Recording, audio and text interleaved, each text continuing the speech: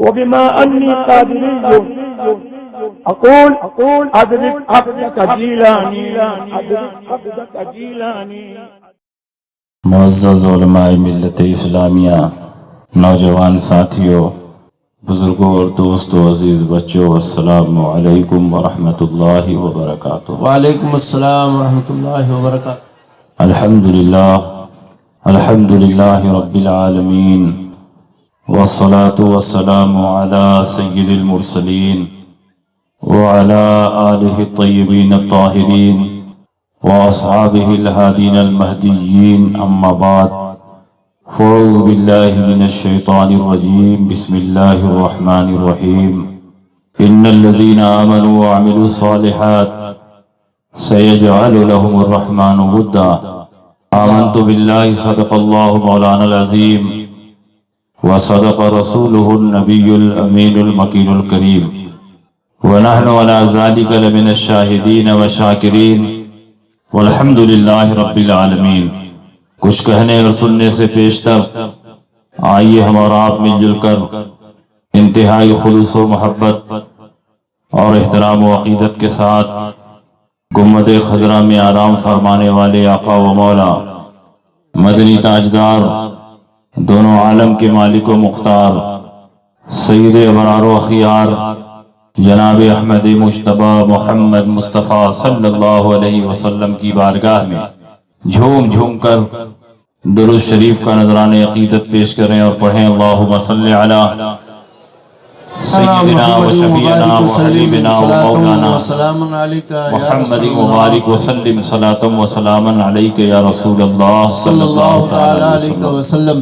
حضرات، یہ میری خوش نصیبی ہے کہ علماء کرام اور ائمہ مساجد کے جمع غفیر میں بھیمندی کی سرزمین پر آپ سے کچھ کہنے اور سننے کا موقع مل رہا ہے۔ اسٹیج پر بہت سی موقر شخصیتیں جلوہ افروز ہیں۔ میرے محب مخلص حضرت علامہ محمد اسلم صاحب مصباحی مدظلہ العالی، جن کی خدمات کے نقوش پورے بھیمندی میں پھیلے ہوئے ہیں۔ اس اجلاس کے روح رواں حضرت علامہ مولانا صوفی نذر عالم صاحب، جو نہایت نیک، متقی اور پرہیزگار عالم دین ہیں اور بڑی مضبوطی سے مسلک کی خدمت کر رہے ہیں۔ میرے عزیز شاگرد حضرت مولانا مفتی محبوب صاحب، جو درس و افتاء سے جڑے ہوئے ہیں اور پوری مضبوطی سے اعلیٰ حضرت کے افکار و نظریات پھیلا رہے ہیں۔ قاری محمد رضا صاحب، حضرت مولانا قاری جمال علیمی صاحب اور بہت سے علماء، حفاظ و قراء، ائمہ مساجد یہاں تشریف فرما ہے۔ یہ سب میرے لیے قابل احترام ہے، قابل تعظیم و توقیر ہے۔ آج ہم اور آپ حضور حافظ ملت علی رحمت و رضوان کی بارگاہ میں اپنی عقیدتوں کا خراج پیش کرنے کے لیے حاضر ہیں، اور آج ہی کی رات میں مبارک پور کی سرزمین پر الجامعۃ الاشرفیہ مبارک پور کے گراؤنڈ میں ہزاروں ہزار، لاکھوں لاکھ علماء، طلبہ، عوام مسلمین حضور حافظ ملت کی بارگاہ میں اپنی عقیدتوں کا نذرانہ پیش کر رہے ہیں۔ حضور حافظ ملت کسی معمولی شخصیت کا نام نہیں ہے۔ حضور حافظ ملت ایک تحریک کا نام ہے، ایک انجمن کا نام ہے، ایک مشن کا نام ہے، ایک نظریے کا نام ہے۔ حضور حافظ ملت علی رحمت و رضوان اس ذات گرامی کا نام ہے جس نے زندگی کا ایک ایک لمحہ رسول پاک کی سنتوں اور نبی کی حدیثوں کو عام کرنے میں صرف کر دیا۔ آپ بیمار رہے لیکن نبی کی حدیثیں پڑھاتے رہے، آپ سخت بنیز رہے لیکن دور دراز کا سفر کر کے مسلک اعلی حضرت کا پیغام عام کرتے رہے۔ بے شک وہ دور تھا جبکہ آج کے مقررین کی طرف فلائٹ اور 4 ویلر کی سہولتیں جلسے والے نہیں دیتے تھے۔ حضور حافظ ملت سائیکل پر بیٹھ کر کوردہ گاؤں اور دیہاتوں میں جاتے، اور بے شمار دیہاتوں میں حضور حافظ ملت علی رحمت و رضوان پیدل چل کر تشریف لے گئے، اور برسات کے زمانے میں پانی میں حضور حافظ ملت علی رحمت و رضوان چل کر اس گاؤں میں پہنچے، ایک طرف اپنا وعدہ پورا کیا اور دوسری طرف وہاں کے مسلمانوں کے دین و ایمان کی حفاظت فرمائی۔ میں تو کہتا ہوں کہ حضور حافظ ملت علی رحمت و رضوان نے الجامعۃ الاشرفیہ کی شکل میں ایک عظیم ادارہ قوم کے حوالے نہ کیا ہوتا تو آج ہر محاذ پر مسلک اعلی حضرت کی خدمت کرنے والے نہ مناظرین نظر آتے، نہ مصلحین نظر آتے، نہ مبلغین نظر آتے، نہ مصنفین نظر آتے۔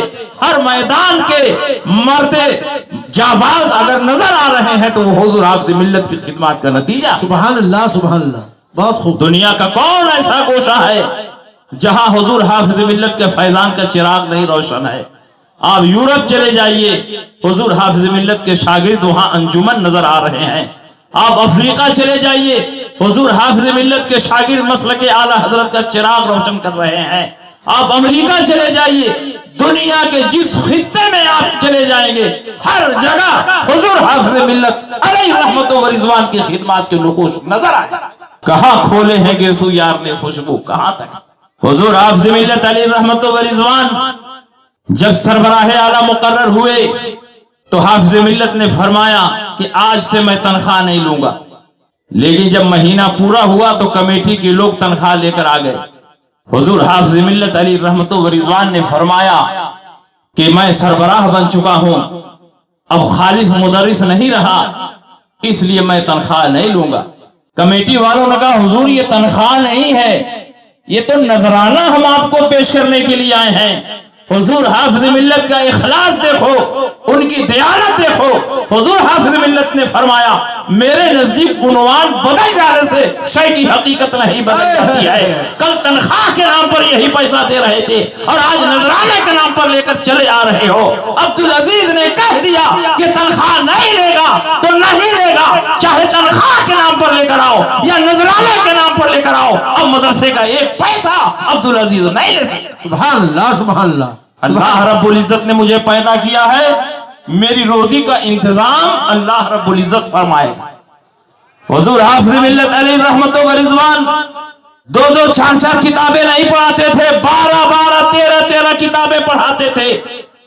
دن میں درس و تدریس، ملے ہوئے اوقات میں فتویٰ نویسی، پھر کچھ فرصت کے اوقات میں عوام مسلمین سے آپ رابطہ کرتے تھے اور لوگوں کو الجامعۃ الاشرفیہ کی تعمیر و ترقی کی طرف متوجہ فرماتے تھے۔ حضور حافظ ملت علیہ رحمت و رضوان نے الجامعۃ الاشرفیہ کی تعمیر و ترقی کی راہ میں کبھی پیٹ بھر کر کھانا نہیں کھایا۔ یہ تہجد گزار مرد مجاہد جس نے زندگی کا ایک ایک لمحہ نبی کی سنتوں کو عام کرنے کے لیے گزارا ہے۔ حضور حافظ ملت علیہ رحمت و رضوان نے اشرفیہ کی تعمیر و ترقی میں اپنی راحتیں قربان کر دی ہیں، اپنے آرام و سکون کو تج کر دیا ہے، اور آج تک حضور حافظ ملت علیہ رحمت و رضوان کے نام پر حافظ ملت کی کوئی پراپرٹی نظر نہیں آئی۔ سبحان اللہ، نعرہ تکبیر، نعرہ رسالت۔ حضور حافظ ملت جس مکان میں رہتے تھے کھپڑیل کا وہ مکان تھا، مدرسے والوں نے رہنے کے لیے دیا تھا۔ برسات کے زمانے میں وہ کھپڑیل چونے لگتا، حضور حافظ ملت علی رحمت و رضوان کے سامان بھیگ جاتے، کپڑے بھیگ جاتے۔ کمیٹی والوں نے کہا کہ حضور ہم اس کو بنا دیتے ہیں۔ حضور حافظ ملت علی رحمت و رضوان نے فرمایا کہ جو پیسہ میرے مکان کے بنانے پر خرچ کرو گے وہی پیسہ الجامعۃ الاشرفیہ کی تعمیر و ترقی پر خرچ کر دو، کم سے کم اسی پیسے سے الجامعۃ الاشرفیہ کا ایک کمرہ تعمیر ہو جائے گا۔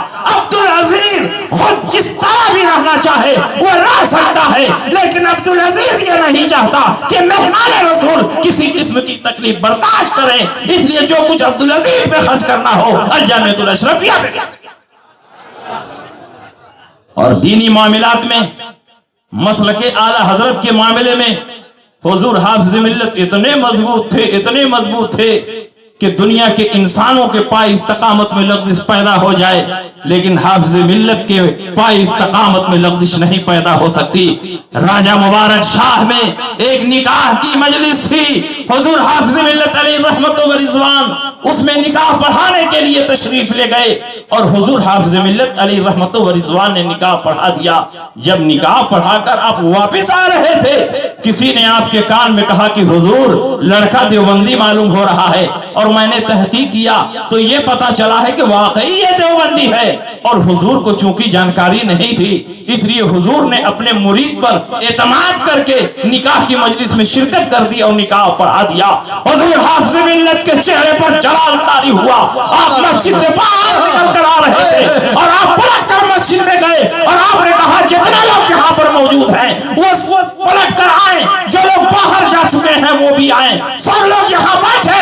عبدالعزیز ایک بات کی وضاحت کرنا چاہتا ہے، جب سارے کے سارے لوگ جمع ہو گئے تو حضور حافظ ملت علیہ رحمت و رضوان نے ڈنکے کی چوٹ پر فرمایا کہ وہابیوں سے نکاح باطل محض ہے، نکاح ہو ہی نہیں سکتا، اور قربت کے نام پر جو اجتماع ہوگا وہ زنا خالص ہے۔ اس لیے میں اعلان کرتا ہوں کہ ابھی ابھی جو نکاح پڑھایا گیا ہے وہ نکاح باطل ہے، باطل ہے، باطل ہے، اور عبدالعزیز اس سے استغفار کا۔ سبحان اللہ سبحان اللہ سبحان اللہ سبحان اللہ۔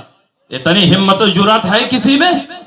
حضور حافظ ملت علیہ رحمت و رضوان کے ایک دو نہیں، اس طرح کے بے شمار واقعات ہیں کہ حضور حافظ ملت علیہ رحمت و رضوان نے ڈنکے کی چوٹ پر مسلک اعلیٰ حضرت کا پیغام نشر کیا ہے۔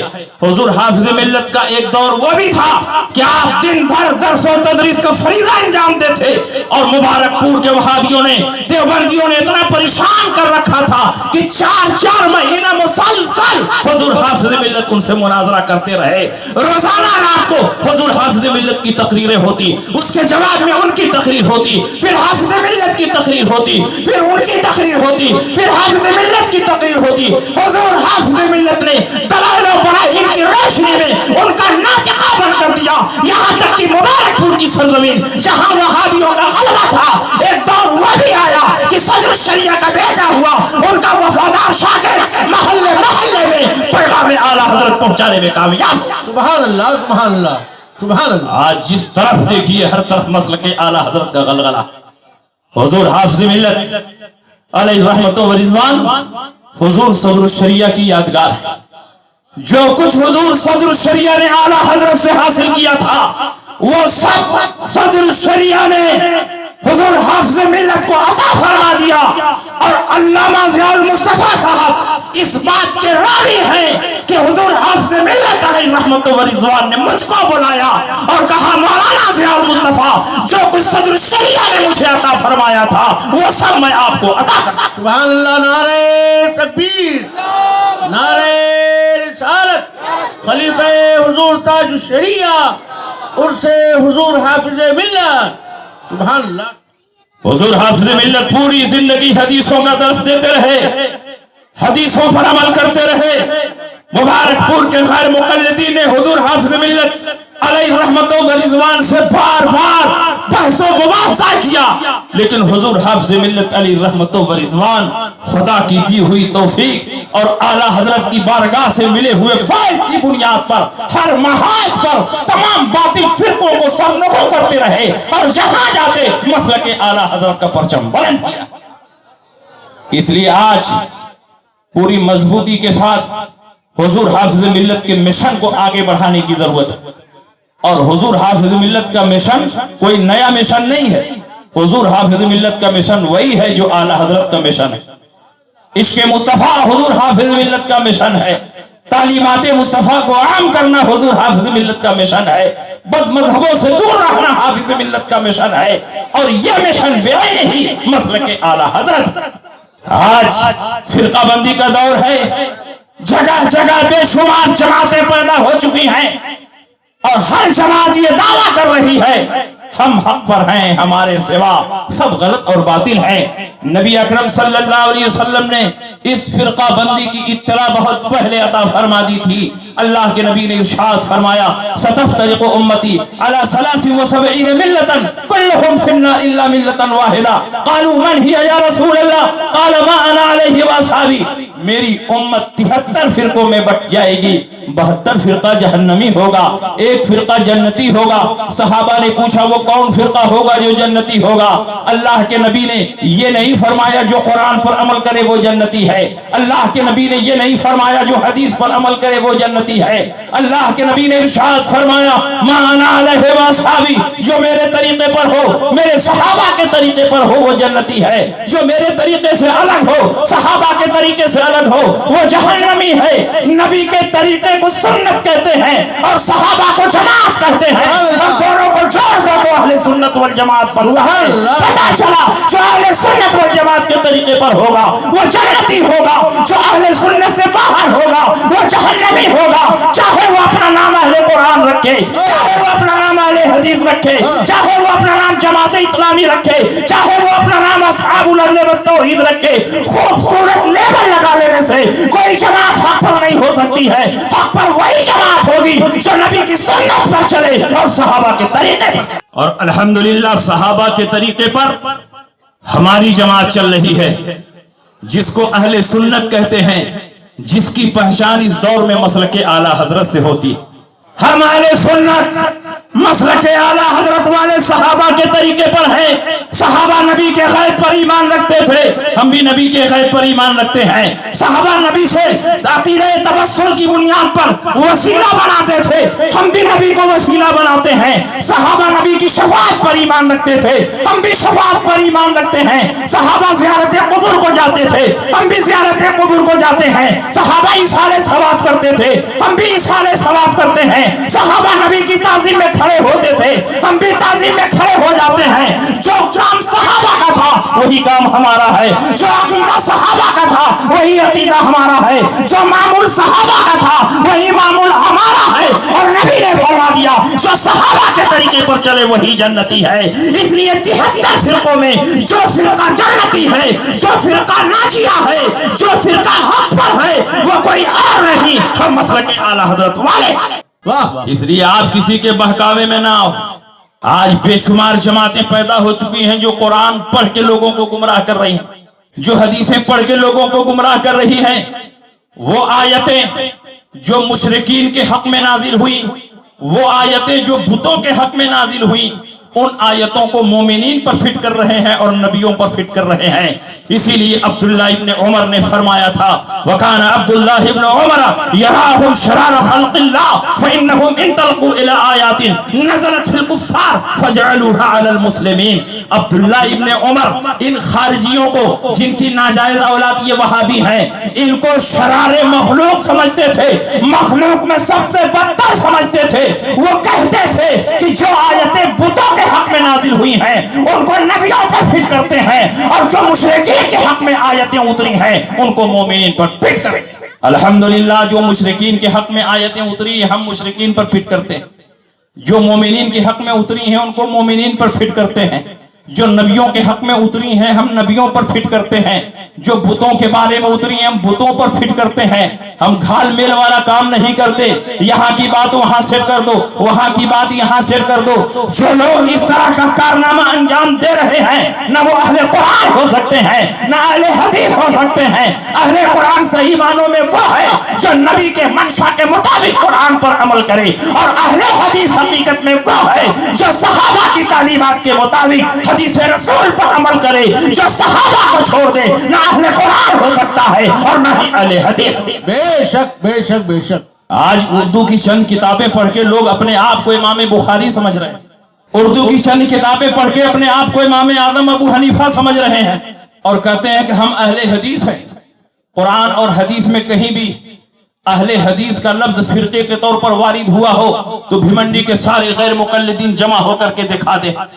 اہل حدیث کی حیثیت سے کسی فرقے کا نام نہ قرآن میں ہے نہ حدیث میں ہے اور نہ صحابہ کے اقوال میں ہے، لیکن اہل سنت کی حیثیت سے بے شمار حدیثوں میں ہم سنیوں کا ذکر ملتا ہے، ایک فرقے کا نام ملتا ہے۔ پتا چلا کہ یہ نام بھی بدعتی ہے اور اسلام کے جو مصداق ہے وہ بھی بدعتی ہے، اور ہمارا رشتہ الحمدللہ صحابہ سے جڑا ہوا۔ سبحان اللہ، نعرہ تکبیر، نعرہ رسالت۔ اگر اہل حدیث ہونا کوئی فضیلت کی بات ہوتی تو نبی اکرم صلی اللہ علیہ وسلم اہل حدیثوں کی فضیلت حدیث میں بیان کرتے، لیکن نبی نے کہیں ان کی فضیلت نہیں بیان کی۔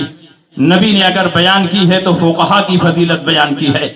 حضرت عبداللہ ابن عباس نے بچپن میں نبی کے لیے وضو کا پانی رکھا تو اللہ کے نبی نے پوچھا کس نے رکھا؟ ازواج مطہرات میں سے کسی نے کہا کہ عبداللہ ابن عباس نے رکھا۔ نبی کا دریائے کرم جوش میں آیا، اللہ کے نبی نے ارشاد فرمایا اللہم علمہ الکتاب وفقہہ فی الدین، اے اللہ انہیں کتاب اللہ کا علم عطا فرما اور دین میں فقیہ بنا دے۔ اللہ نے کتاب اللہ کا ایسا علم عطا فرمایا کہ ایک ایک آیت اور اس کا مفہوم حضرت عبداللہ ابن عمر کی نظر میں ہے، اور صرف اس کا مفہوم ہی نہیں بلکہ عبداللہ ابن عباس کے علم کا عالم یہ ہے۔ آپ ارشاد فرماتے ہیں، بخاری کی حدیث ہے، لو ضالی قال بعیر لوجدته فی القرآن، اگر میری اونٹنی کی رسی گم ہو جائے تو میں کتاب اللہ میں تلاش کر لوں گا کہ کہاں ہے۔ اور ہم پوری بمبئی کو کتاب اللہ میں تلاش کرنا چاہیں تو نہیں تلاش کرتے، حالانکہ قرآن عظیم میں ہر چیز کا بیان ہے، ولا رطب ولا یابس الا فی کتاب مبین، ہر رطب و یابس کو اللہ نے کتاب مبین میں جمع فرما دیا ہے، لیکن وہاں تک پہنچنے کے لیے دماغ چاہیے، نظر چاہیے۔ عبداللہ ابن عباس تو اپنی اونٹی کی رسی کتاب اللہ میں تلاش کر لے رہے ہیں، اور عبداللہ ابن عباس اتنے بڑے قرآن کے عالم بنے کہ ترجمان القرآن آپ کا لقب ہو گیا، راس الفقہاء آپ کا لقب ہو گیا، حبر الامہ آپ کا لقب ہو گیا، اور اللہ رب العزت نے حدیثوں کا اتنا علم عطا فرمایا، اتنا علم عطا فرمایا کہ جہاں بڑے بڑے صحابہ حدیثوں کا مفہوم متعین نہیں کر پاتے وہاں عبداللہ ابن عباس کا مفہوم متعین۔ اس لیے آپ اہل حدیث بننے کی کوشش نہ کرو، اس کی کوئی فضیلت نہیں۔ ہاں فقہا کی فضیلت قرآن میں ہے، فقہا کی فضیلت حدیث میں ہے۔ اللہ کے نبی سید عالم صلی اللہ تعالی علیہ وسلم نے ارشاد فرمایا، بخاری شریف کتاب العلم کی حدیث ہے، من یرد اللہ بہ خیرا یفقہہ فی الدین، اللہ رب العزت جس کے ساتھ خیر کثیر کا ارادہ فرماتا ہے اسے دین میں فقیہ بنا دیتا ہے۔ حضور حافظ ملت کے ساتھ اللہ نے خیر کثیر کا ارادہ فرمایا تو انہیں دین میں فقیہ بنا دیا۔ امام احمد رضا کے ساتھ خیر کثیر کا ارادہ فرمایا تو دین میں فقیہ بنا دیا۔ صدر الشریعہ کے ساتھ خیر کثیر کا ارادہ فرمایا تو دین میں فقیہ بنا دیا، اور میرے تاج الشریعہ کے ساتھ اللہ نے خیر کثیر کا ارادہ فرمایا تو اتنا بڑا فقیہ بنایا، اتنا بڑا فقیہ بنایا کہ پورے ہندوستان کے فقہا کے علم کو ترازو کے ایک پلڑے پر رکھو اور تاج الشریعہ کے علم کو ترازو کے دوسرے پلڑے پر رکھو تو تاج الشریعہ کا پلڑا باہر۔ سبحان اللہ سبحان اللہ، زندہ باد زندہ باد۔ فقہا کو شان و عظمت حاصل ہے۔ نبی اکرم صلی اللہ علیہ وسلم نے ارشاد فرمایا حجۃ الوداع کا خطبہ دیتے ہوئے، لِيُبَلِّغِ الشَّاهِدُ الْغَائِبَ فَإِنَّ الشَّاهِدَ عَسَىٰ أَن يُبَلِّغَ مَنْ هُوَ أَوْعَىٰ مِنْهُ۔ آج میں جو حدیثیں تمہارے سامنے بیان کر رہا ہوں، جو لوگ یہاں پر موجود ہیں وہ ان لوگوں تک حدیثیں پہنچائیں جو موجود نہیں ہیں، چاہے وہ پیدا نہ ہوئے ہوں، بعد میں پیدا ہوں گے، لیکن ان تک میری حدیثیں پہنچائی جائیں، کیونکہ ایسا بہت ہوگا کہ حدیث کو سننے والا فقیہ نہیں ہوگا، اور جن کو حدیثیں پہنچائی جائیں گی انہی حدیثوں کی روشنی میں وہ بے شمار مسائل کا استنباط اور استخراج فرمائے گا۔ ترمذی میں یہی حدیث اور تفصیل کے ساتھ بیان کی گئی ہے، نظر اللہ عبدا سمع مقالتی فحفظها ووعاها واداها فرب حامل فقہ غیر فقیہ ورب حامل فقہ الی من هو افقہ منہ۔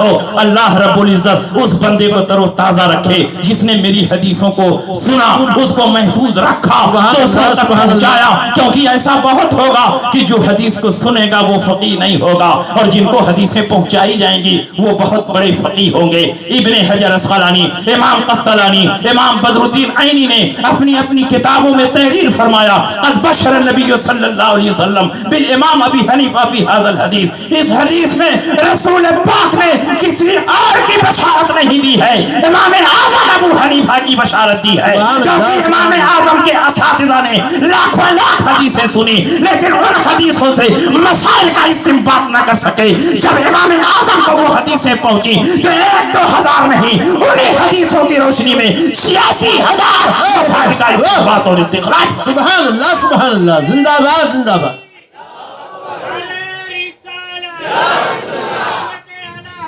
زندہ باد۔ امام اعظم ابو حنیفہ کے ایک استاد ہیں حضرت امام سلیمان آمش، ان کا اصل نام سلیمان ابن مہران ہے، جلیل القدر تابعی ہیں، بہت بڑے محدث ہیں، بخاری اور مسلم میں بے شمار حدیثیں موجود ہیں۔ امام اعظم نے ان کی خدمت میں 100 دنوں تک رہ کر علم حدیث کی تحصیل کی۔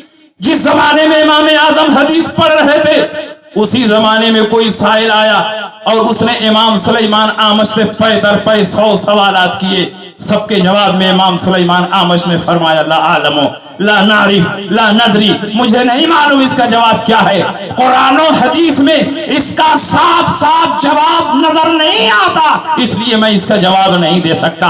امام اعظم طالب علم ہیں، حدیث کے اسٹوڈنٹ ہیں، فرماتے ہیں حضور اجازت ہو تو میں ہی جواب دے دوں۔ انہوں نے کہا اگر جواب معلوم ہے تو جواب دے دو۔ امام اعظم ابو حنیفہ کی ذہانت دیکھو، جس ترتیب سے سائل نے سوالات کیے تھے اسی ترتیب سے امام اعظم نے جواب دینا شروع کیا۔ تمہارے پہلے سوال کا جواب یہ ہے، دوسرے سوال کا جواب یہ ہے، تیسرے سوال کا جواب یہ ہے، چوتھے سوال کا جواب یہ ہے، 100 سوالوں کو ترتیب وار دوہرا بھی دیا اور اس کا جواب بھی عطا فرما دیا۔ آپ کے استاد امام سلیمان آمش آج کے غیر مقلدین کی طرح یہ نہیں فرماتے ہیں کہ ابو حنیفہ کہاں سے جواب دے رہے ہو، تم اپنی رائے سے جواب دے رہے ہو، قیاس سے جواب دے رہے ہو، بلکہ یہ پوچھتے ہیں خوشی اور مسرت کے ساتھ ابو حنیفہ کہاں سے جواب دے رہے ہو؟ کہا حضور آپ کی پڑھائی ہوئی حدیثوں کی روشنی میں جواب نکال رہا ہوں۔ آپ نے فلاں موقع پر یہ حدیث پڑھائی، اس سے یہ مسئلہ نکلا، فلاں موقع پر یہ حدیث پڑھائی، اس سے یہ مسئلہ نکلا، فلاں موقع پر یہ حدیث پڑھائی، اس سے یہ مسئلہ نکلا۔ آپ کے استاد نے فقہا کی عظمت شان کو بیان کرتے ہوئے ارشاد فرمایا یا معاشر الفقہاء انتم الاطباء ونحن السیادہ وانت ایھا الرجل اخذت بکل الطرفین، اے فقہا کی جماعت تم لوگ ڈاکٹر اور حکیم ہو اور ہم محدثین میڈیکل اسٹور والے۔ سبحان اللہ سبحان اللہ۔ ہمارے پاس دوائیں ہیں لیکن یہ نہیں معلوم کون سی دوا کس مرض میں کام آئے گی، کس دوا کا کیا سائیڈ ایفیکٹ ہے، کس دوا کا کیا نقصان ہے۔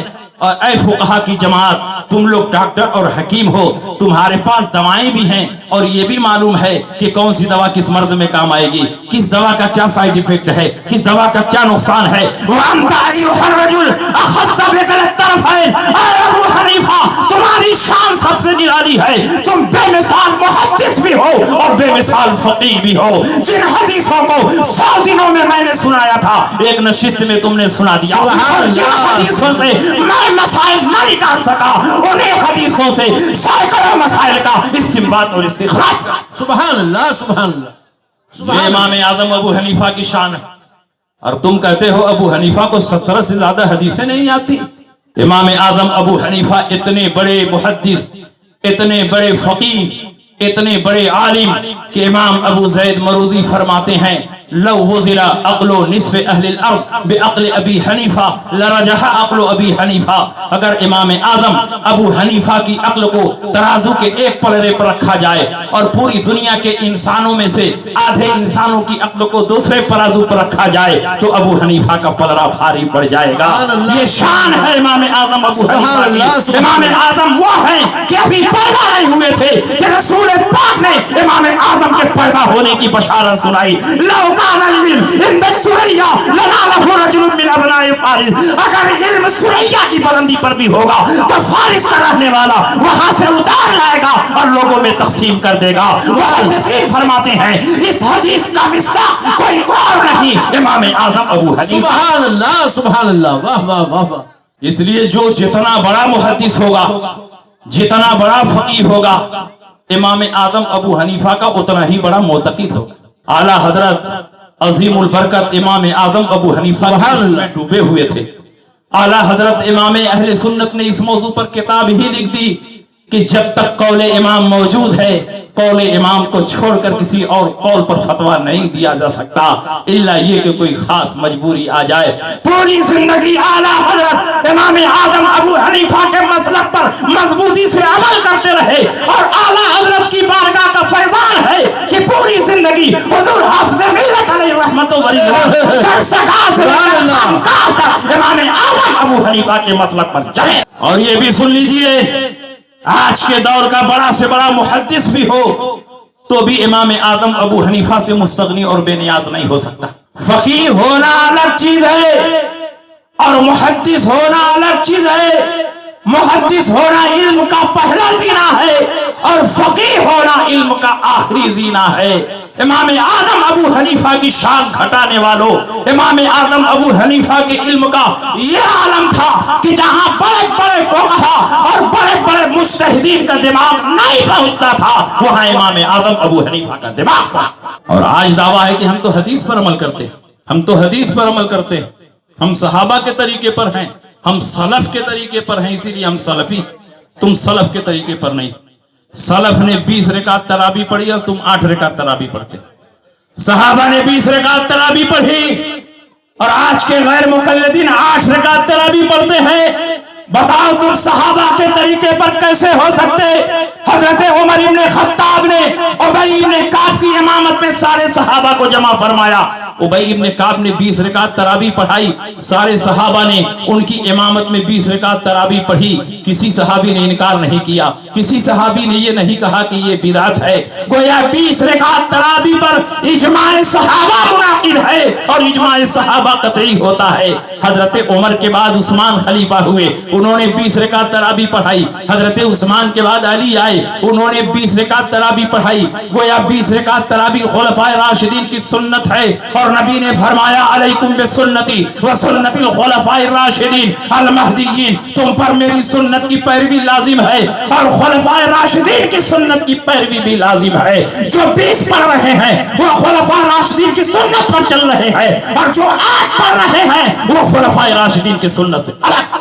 بتاؤ تم 8 رکعت تراویح کہاں سے پڑھ رہے ہیں؟ 8 رکعت تراویح کی کوئی روایت موجود نہیں۔ پورے بھمنڈی کے غیر مقلدین کو میرا کھلا ہوا چیلنج ہے، 8 رکعت تراویح پر ایک بھی حدیث پیش نہیں کر سکتے۔ اور جو حدیث تم پیش کرتے ہو وہ تراویح کے بارے میں نہیں ہے، تہجد کے بارے میں ہے۔ سبحان اللہ۔ ما زاد رسول اللہ صلی اللہ علیہ وسلم علی 11 رکعتا فی رمضان وغیرہ۔ حضور علیہ السلام چاہے رمضان ہو یا رمضان کے سوا ہو، عشاء کی فرض نماز کے بعد اپنے حجرے میں جاتے آرام فرماتے، رات کے اخیر پہر میں اٹھتے تھے، 11 رکعت پڑھتے تھے، 11 رکعت سے زیادہ نہیں پڑھتے تھے۔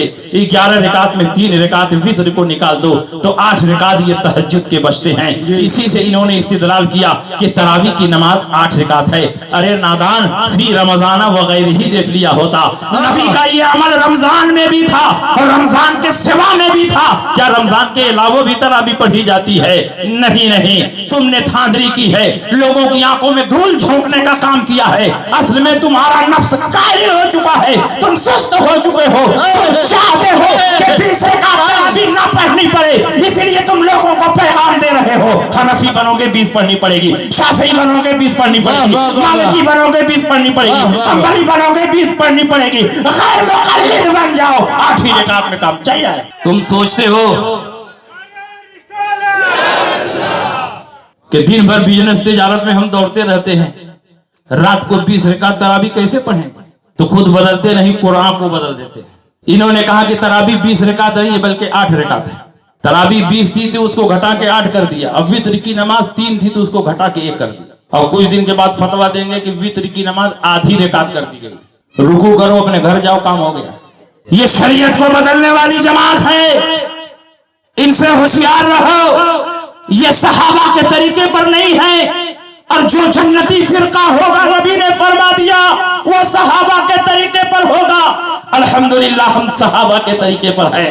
یہ تو کاہلوں کی جماعت ہے، یہ اچکوں کی جماعت ہے، یہ سست لوگوں کی جماعت ہے۔ 20 رکعت تراویح نہیں پڑھنا چاہتے تو اس کو گھٹا کر کے 8 رکعت کر دیا، نماز پڑھنا ہوا تو گھٹا دیا اور گوشت کھانا ہوا تو بڑھا دیا۔ کہا قربانی 3 دن نہیں ہے 4 دن، 3 دن میں مزہ ہی نہیں آتا ہے، 4 دن تازہ تازہ گوشت چاہیے۔ غریبوں سے کہتے ہیں کہ ہماری جماعت میں آ جاؤ، 4 دن تازہ تازہ گوشت کھانے کو ملتا رہے۔ حضرت ابو بکر صدیق، حضرت عمر، عبداللہ ابن عمر، حضرت علی، برا ابن عازب اور کثیر صحابہ کی روایتیں ہیں۔ ایام النہر ثلاثۃ افضلها اولها، قربانی 3 دن ہے اور پہلے دن قربانی کرنا افضل ہے۔ اور 1400 سال سے امت محمدیہ کا اس بات پر اجماع اور اتفاق ہے کہ تراوی 20 رکعت ہے اور قربانی 3 دن ہے، لیکن انہوں نے 20 رکعت تراوی کے معاملے میں بھی دھاندلی کی ہے اور 3 دن قربانی تھی تو اس معاملے میں بھی دھاندلی کی اور کہا قربانی 3 دن نہیں ہے بلکہ 4 دن ہے۔ اور ان کے ایک مجتہد جن کا نام صدیق حسن بھوپالی ہے، سرما بھوپالی، اپنی کتاب میں بدور الحلہ میں لکھتے ہیں کہ ایک ہی بکرے میں 100 آدمیوں کی قربانی جائز۔ مہنگائی کے اعتبار سے ان کا فتویٰ بھی بدل رہا۔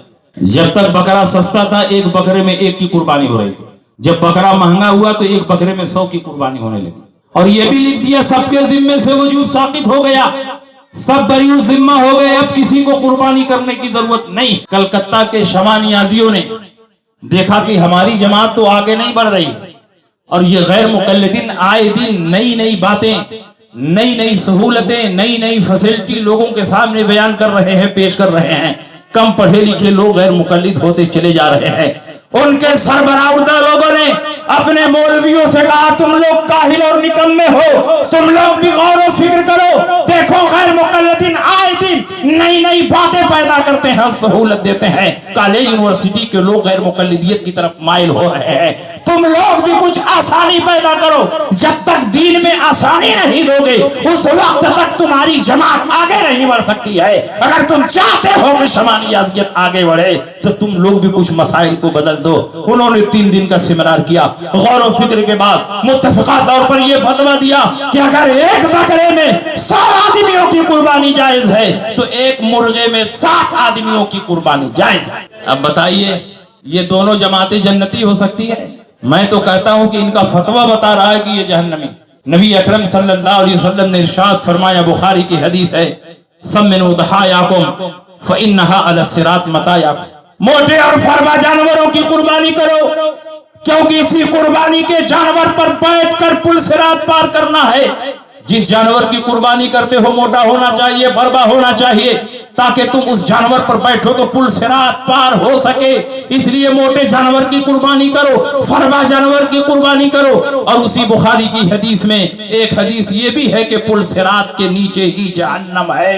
جب ایک بکرے پر 100 غیر مقلد سوار ہوں گے اور ایک مرغے پر 7 شمع نیازی سوار ہوں گے تو بکرا بھی وہیں الٹ جائے گا، مرغا بھی وہیں الٹ جائے گا اور دونوں کے دونوں جہنم میں جائیں گے۔ الحمدللہ ہم جہنمیوں کے ساتھ نہیں رہیں گے، ہم جنتیوں کے ساتھ رہیں گے۔ جنتی شیخ عبد القادر جیلانی ہے، خواجہ معین الدین چشتی ہے، محبوب الہی ہے، فرید الدین عطار ہے، فرید الدین گنج شکر ہے، حضرت قطب الدین بختیار کاکی ہے، حضرت معروف کرخی ہے، جنید بغدادی ہے، بایزید بستانی ہے، سید سالار مسعود غازی ہے، حضرت مخدوم ماہمی ہے، حضرت مخدوم سمنانی ہے، حضور حافظ ملت ہے، اعلیٰ حضرت امام احمد رضا ہے، صدر الشریعہ ہے، سید حمید الدین ناگوری ہے، زکریا ملتانی ہے، یہ جنتی ہے۔ ہم ان کے راستے پر چلیں گے اور الحمدللہ بزرگوں کا راستہ یہی صراط مستقیم ہے، یہی حقیقت میں دین کا راستہ ہے۔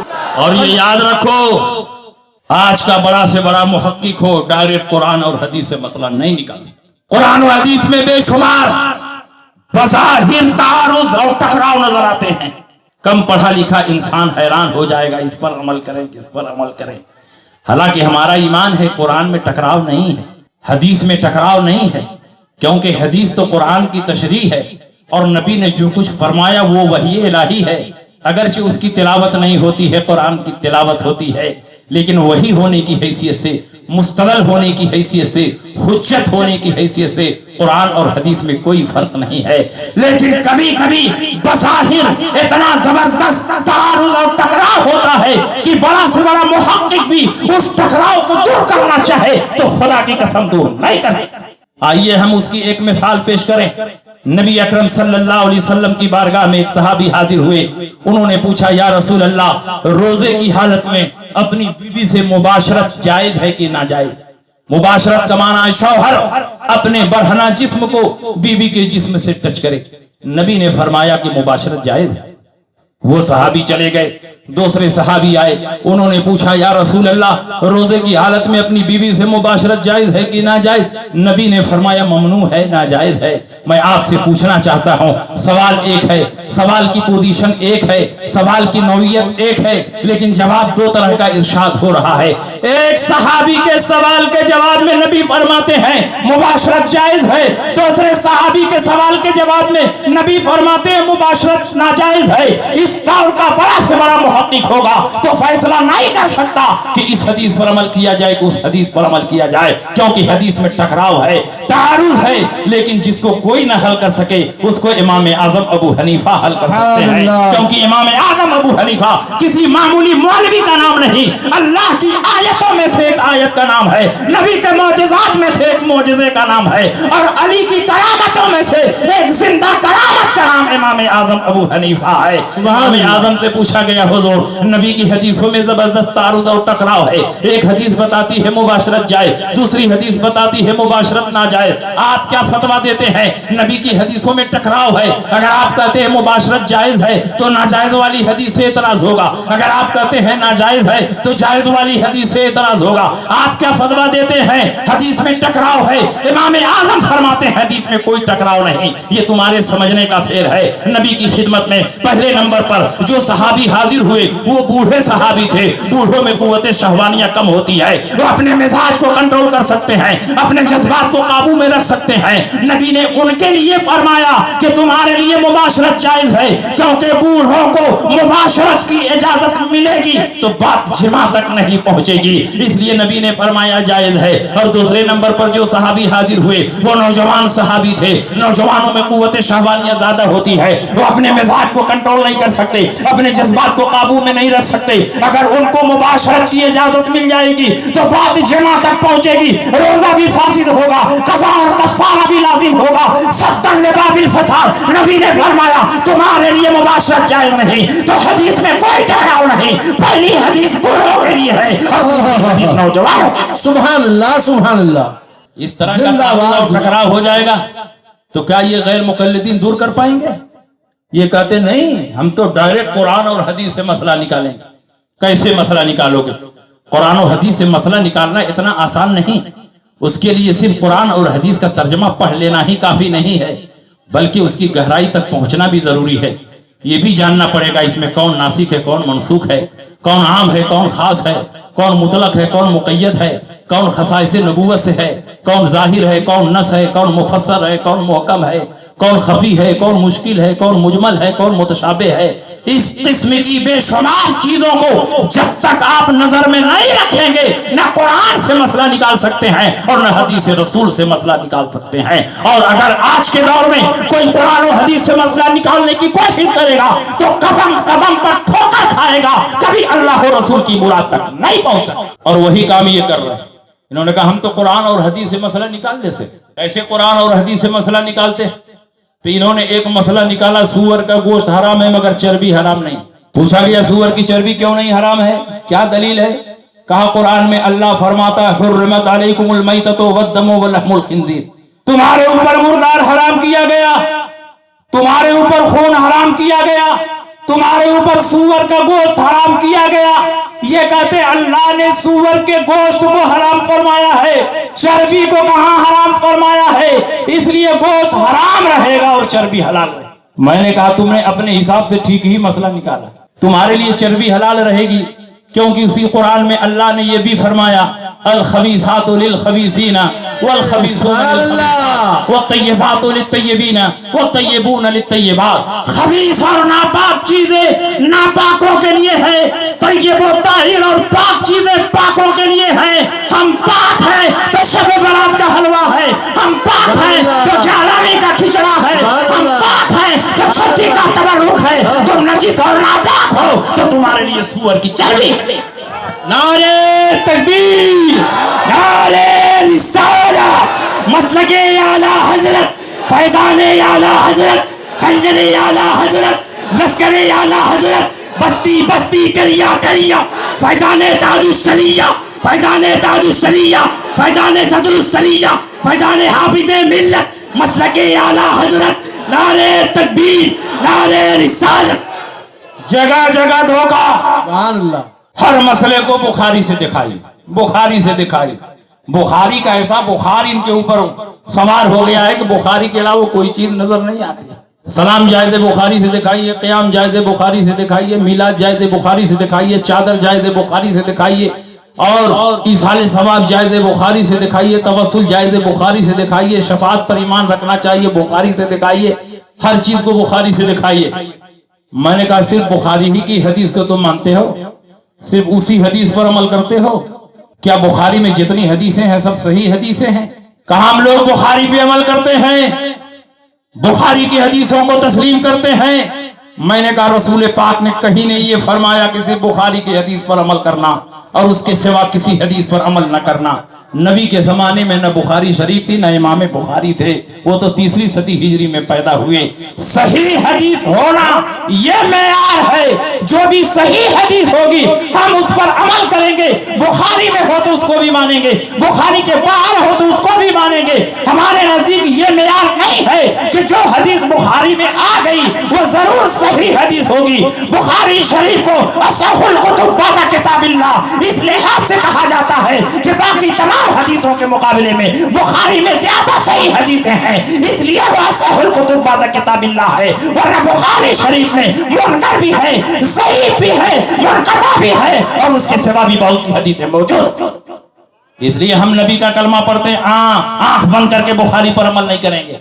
हम इमाम बुखारी का कलमा नहीं पढ़ते हैं, हमने रसूल पाक का कलमा पढ़ा है। रसूल पाक की सही हदीस जहां मिलेगी उस पर अमल करेंगे।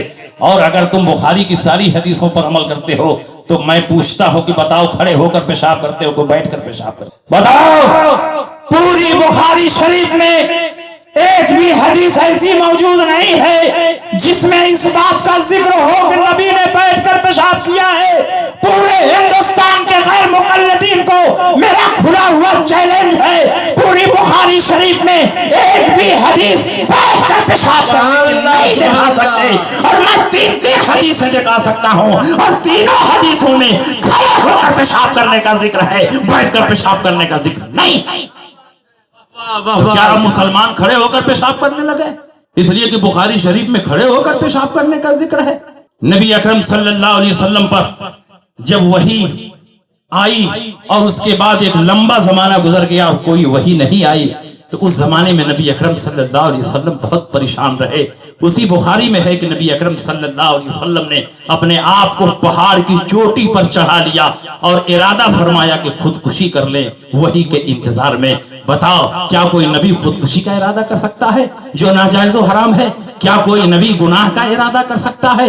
क्या कोई नबी गुनाह कर सकता है? लेकिन बुखारी में वो हदीस भी मौजूद है। इसलिए हम आंख बंद करके बुखारी पर अमल नहीं कर सकते, बल्कि बुखारी की हर हदीस को इमाम आजम के बनाए हुए उसूलों की रोशनी में परखते हैं। अगर वो सही हदीस होती है तो हम उस पर अमल करते हैं, और अगर बुखारी के सिवा कोई दूसरी हदीस उसके मुकाबले में ज्यादा सही होती है तो हम उस पर अमल करते हैं, बुखारी की हदीस पर अमल नहीं करते। सुभान अल्लाह, सुभान अल्लाह। हम इमाम बुखारी की अजमत के कायल हैं।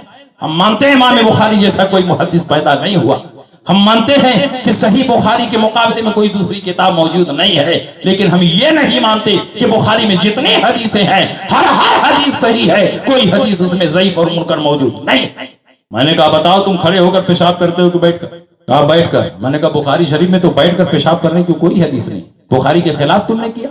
बुखारी शरीफ में इमाम बुखारी ने बाब बांधा है, बाबुल बौले कायमन व कायदन, बैठकर और खड़े होकर पेशाब करने का बयान। लेकिन 3 हदीसें जिक्र की हैं हुज़ैफा इब्नुल यमान की, और तीनों हदीसों में खड़े होकर पेशाब करने का जिक्र है, बैठकर पेशाब करने का जिक्र नहीं है। बुखारी शरीफ के अल्फाज हैं, अतन नबी सल्लल्लाहु अलैहि वसल्लम सुबातत कौमिन फबाल कायमन व तवज़्ज़अ व मसहा अला नासियतिही। हुजूर अलैहिस्सलाम कौम के घूर के पास आए, खड़े होकर पेशाब फरमाया, वजू का पानी मंगाया, वजू फरमाया और पेशानी के अगले हिस्से पर मसा फरमाया है। इस हदीस में साफ साफ लिखा है फबाला कायमन, नबी ने खड़े होकर पेशाब किया, लेकिन हम खड़े होकर पेशाब नहीं करेंगे, इसलिए कि बुखारी के सिवा दूसरी हदीसों में हजरत आयशा सिद्दीका की रिवायत मौजूद है जो इससे ज्यादा मजबूत है। हजरत आयशा फरमाती हैं, मन हद्दसकुम अन्ना नबी सल्लल्लाहु अलैहि वसल्लम कान यबूलु कायमन फला तुसद्दिकूहु फमा कान यबूलु इल्ला काइदन, जो तुमसे ये हदीस बयान करे कि रसूल पाक खड़े होकर पेशाब करते थे, उसकी बात ना मानना, क्योंकि मेरे सरकार ने जब जब पेशाब किया है बैठकर पेशाब किया है, कभी खड़े होकर पेशाब नहीं किया। बताओ यहाँ तारुज और टकराव है कि नहीं? बुखारी की हदीस में खड़े होकर पेशाब किया। बुखारी के सिवा दूसरी सिहाह सित्ता की हदीसों में हजरत आयशा की रिवायत और औरतों की रिवायत शौहर के बारे में ज्यादा मोतबर होगी, क्योंकि नबी अकरम की अज़वाजे मोहतरात नबी की दाखिली जिंदगी को बहुत करीब से देखती थी। नबी घर में कैसे गुस्ल फरमा रहे हैं, नबी कैसे पेशाब कर रहे हैं, नबी कैसे खाना खा रहे हैं, नबी कई रकात तहज्जुद पढ़ रहे हैं, नबी कई रकात वित्र पढ़ रहे हैं, गुलामों के साथ क्या मामला है, बीवियों के साथ क्या मामला है, ये सारी तफसीलात घर की अज़वाजे मुतहरात बेहतर बता सकती हैं। बाहर के सहाबा तो वही बताएंगे जो बाहर के सहाबा ने देखा है। हजरत आयशा फरमाती हैं कि जो तुमसे ये हदीस बयान करे कि नबी ने खड़े होकर पेशाब किया, उसकी तस्दीक ना करना। मेरे सरकार ने जब जब पेशाब किया है बैठकर पेशाब किया। अल्हम्दुलिल्लाह हम गैर मुकल्लिद नहीं हैं कि एक हदीस को पकड़ ले दूसरी हदीसों को छोड़ दें। हम तो अहले सुन्नत हैं। जब दो हदीसों में टकराव होता है तो हम ये तलाश करते हैं कि इसमें रसूलुल्लाह की सुन्नत क्या है। हमने इब्ने हजर अस्क़लानी, इमाम बस्तलानी, की शरहों को उठाकर देखा। इन तीनों बुखारी के शारहीन ने लिखा है कि नबी अकरम सल्लल्लाहु अलैहि वसल्लम के पांव में एक मर्तबा सख्त तकलीफ हो गई थी, तो नबी ने अपनी उम्मत की तकलीफ का एहसास करते हुए चंद मर्तबा खड़े होकर पेशाब किया, ताकि अपनी उम्मत के लिए जवाज की दलीलें पेश कर देंगे। बयान जवाज के लिए नबी ने चंद मर्तबा खड़े होकर पेशाब किया है। जरा अंदाजा लगाओ, नबी अकरम ने अगर ये काम न किया होता, आपका एक्सीडेंट हो जाता, पांव फ्रैक्चर कर जाता, हड्डियां टूट जाती, उस पर प्लास्टर लगता और तुम बैठकर पेशाब नहीं करते, तो बताओ तुम कैसे पेशाब करते। इस मौके के लिए नबी अकरम ने ये अमल पेश किया है कि जब कोई उज़्र हो, कोई तकलीफ हो, कोई परेशानी हो, तो खड़ा होकर पेशाब करना भी जायज है। लेकिन जब कोई उज़्र ना हो, कोई तकलीफ ना हो, कोई परेशानी ना हो, तो बैठकर पेशाब करना ये रसूलुल्लाह की सुन्नत है। तो जो हजरत आयशा फरमा रही है वो नबी की सुन्नत है, और जो बुखारी में है वो बयान जवाज के लिए है। तो बताओ जायज पर अमल करोगे कि सुन्नत पर अमल करोगे? हम अहले सुन्नत हैं, सुन्नत पर अमल करते हैं, इसलिए अल्हम्दुलिल्लाह हम बैठकर पेशाब करते हैं, खड़े होकर पेशाब नहीं करते। बेशक, सुभान अल्लाह, सुभान अल्लाह। इसलिए पूरी मजबूती के साथ मसलके आला हजरत पर कायम रहो, क्योंकि मसलके इमाम आदम अबू हनीफा की पहचान इस दौर में मसलके आला हजरत है। मसलके आला हजरत ही सच्ची हनफियत है, मसलके आला हजरत ही सच्ची सुन्नियत है, मसलके आला हजरत ही सहाबा के मसलक का नाम है, मसलके आला हजरत ही ताबईन के मसलक का नाम है, मसलके आला हजरत ही गौस व ख्वाजा के अफकार व नजरियात का नाम है, मसलके आला हजरत ही दुनिया में पैदा होने वाले तमाम वलियों के नजरियात के मजमूए का नाम है। मसलके आला हजरत कोई नया मसलक नहीं, अहले सुन्नत की पहचान का नाम मसलके आला हजरत। सुभान अल्लाह, सुभान अल्लाह। और आला हजरत इमाम अहले सुन्नत तो ऐसे हैं कि अल्हम्दुलिल्लाह जिस मौजू पर कलम उठाया है आला हजरत ने उसके तमाम गोशों को रोशन फरमा दिया है। बड़े बड़े फुक़हाए मुतक़द्दिमीन जिस मसले में हैरान और परेशान थे, इमाम अहमद रज़ा फ़ाज़िल बरेलवी ने जब उस मौजू पर कलम उठाया है तो उसके तमाम गोशों को इस तरह रोशन फरमा दिया है कि उसके तमाम मबाहिस उलमा के सामने आफ़ताब व महताब की तरह रोशन हो गए। और आला हजरत तो अपने दौर के सबसे बड़े आलिम थे ही, अपने दौर के सबसे बड़े वली भी थे, क्योंकि जो अपने जमाने का मुजद्दिद होता है वो सिर्फ मुजद्दिद नहीं होता, अपने जमाने के वलियों का सरदार भी होता है। ये मैं नहीं कहता, मुजद्दिद अल-फ़सानी अपने मकतूबात के दफ्तर दोम में लिखते हैं कि जो मुजद्दिद होता है वो अपने जमाने के वलियों का सरदार होता है। आला हजरत इमाम अहमद रज़ा बिल इत्तिफाक 14वीं सदी हिजरी के मुजद्दिद हैं, और जब मुजद्दिद हैं तो अपने जमाने के वलियों के सरदार। और आला हजरत की रूहानियत और इल्म तरीक़त में आपका मकाम इतना बुलंद था कि आला हजरत इमाम अहमद रज़ा अपने जमाने में गौसे पाक के नायब थे, गौसे पाक के तर्जमान थे। ये मैं नहीं कहता, बल्कि पीर सैयद जमात अली शाह मुहद्दिस अली पूरी अपनी किताब में लिखते हैं कि एक मर्तबा मैंने ख्वाब देखा کہ سرکار غوث پاک رضی اللہ تعالیٰ عنہ میرے خواب میں تشریف لائے. میں نے پوچھا کہ حضور اس وقت ہندوستان میں آپ کا نائب کون ہے؟ تو سرکار غوث پاک نے فرمایا کہ اس وقت ہندوستان میں میرا نائب مولانا احمد رضا خان بریلوی ہے. اور پاکستان کے رہنے والے شیخ المشائخ پیر طریقت سید محمد شرف پوری رحمت اللہ علیہ اپنی کتاب میں لکھتے ہیں کہ ایک زمانے کے بعد میں نے خواب میں دیکھا سرکار غوث پاک کی زیارت ہوئی اور میں نے پوچھا حضور اس وقت پوری دنیا میں آپ کا نائب کون ہے؟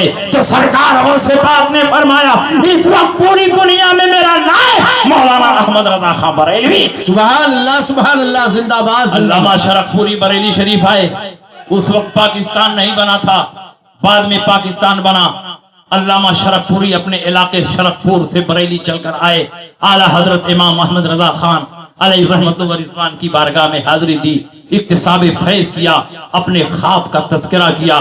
اعلیٰ حضرت امام محمد رضا فرماتے ہیں کہ یہ سب میرے سرکاروں کا کرم ہے، ان کے مسلک کی حفاظت کرتا ہوں، وہ میرے درجات بلند کرتے ہیں. جب علامہ شرف پوری بریلی شریف اعلیٰ حضرت سے مل کر شرف پور گئے تو ایک مجمع عام سے خطاب کرتے ہوئے انہوں نے ارشاد فرمایا خدا کی قسم میں امام احمد رضا کی بارگاہ سے لوٹ کر آ رہا ہوں، میں نے ان کی بارگاہ میں دیکھا ایک پردہ پڑا ہوا ہے اور پردے کے پیچھے رسول پاک سید عالم صلی اللہ علیہ وسلم تشریف فرما ہے، اور جو رسول پاک بتاتے ہیں وہی مولانا احمد رضا بولتے ہیں. رسول پاک بتاتے جا رہے ہیں، مولانا احمد رضا بولتے جا رہے ہیں. رسول پاک بتاتے جا رہے ہیں، مولانا احمد رضا خان لکھتے جا رہے ہیں.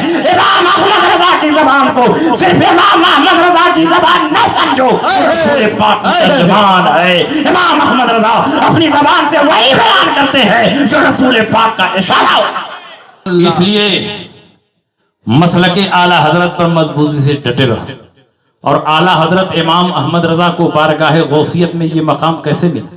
اعلیٰ حضرت نے اپنے آپ کو غوث پاک کی محبت میں فنا کر دیا، یہاں تک کہ اپنے آپ کو بارگاہ غوثیت کا کتا قرار دیا. تجھ سے در سے سخت اور سخت سے ہے مجھ کو نسبت، ہے میری گردن میں بھی دور کا ڈورا تیرا. میری قسمت کی قسم کھائیں سگانے بغداد، ہند میں رہ کے بھی دیتا رہوں پارا تیرا.